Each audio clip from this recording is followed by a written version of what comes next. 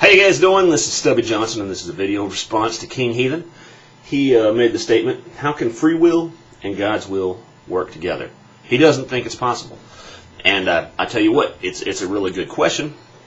And, let's get into the idea and see if the either or is the correct stance here, or if there is possibly another piece of this puzzle.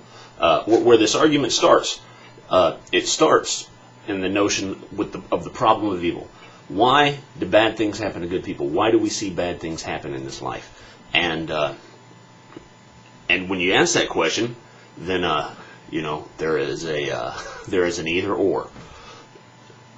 Option one is that God is not omnipotent, and that God has a set of laws that apply to him. And option two is that God is omnipotent, but he is a little bit of a stinker, and he's malicious. And it's interesting to note that if you read a biblical text, you will see people make arguments for both. Moses frequently says that God is jealous, so Moses was of the opinion that God must be omnipotent, but not without malice. Whereas if you read the writers of the New Testament, the notion of Jesus in itself, that God would have to send his son for atonement for sin, because sin happens, means that God has to play by the rules, and God therefore is not omnipotent, and he cannot do whatever he wants. There is a penalty for a certain action. So it's ironic that biblical text you will see this whole battle and this notion happen. So if we are to assume that God's will and free will work together, we honestly do need to assume one of these. And I particularly take the stance that God is not omnipotent.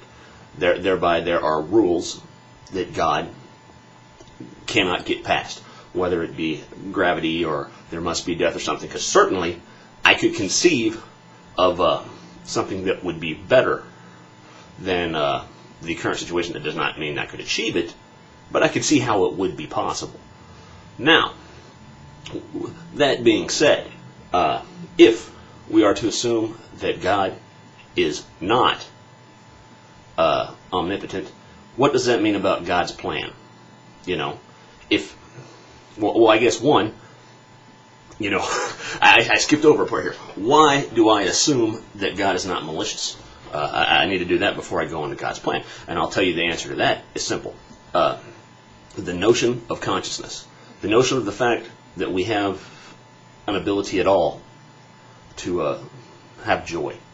The fact that there is beauty in life. Why would a God who was malicious even give us the opportunity to see these things?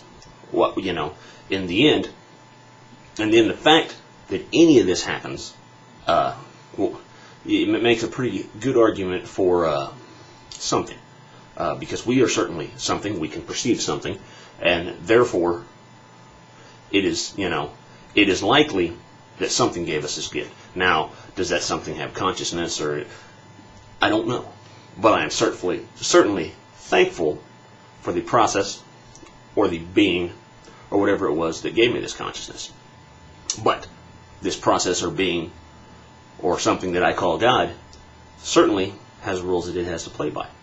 Now, since I am thankful for my consciousness and I do attribute that to a God, how would that mean that God's plan works? And this is another question that I think I'm actually pretty good at answering, because I know quite a bit about the notion of a plan. I've got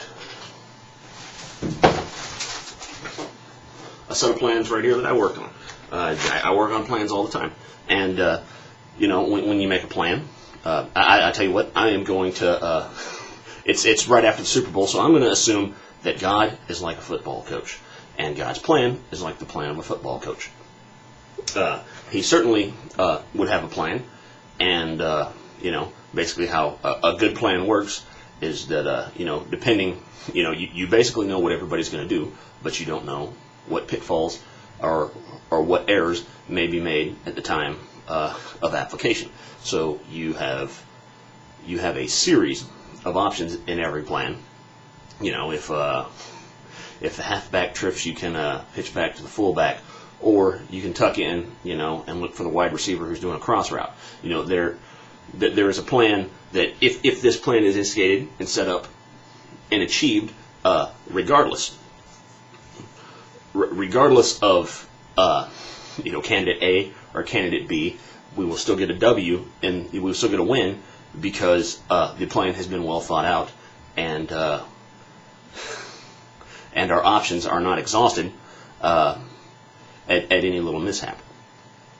And I think that would be the nature of the plan of God. Certainly we see things that don't go the best, and we see things in life that are rough. But in the end, I think more of us than less of us learn the beauty of life and learn how to love one another and the beauty of this love. And in my mind, that is a big mark in the win category. Anyways, I hope this answers your question, King Heathen. This has been Stubby Johnson. I tried to keep it short, and hopefully you're feeling satisfied.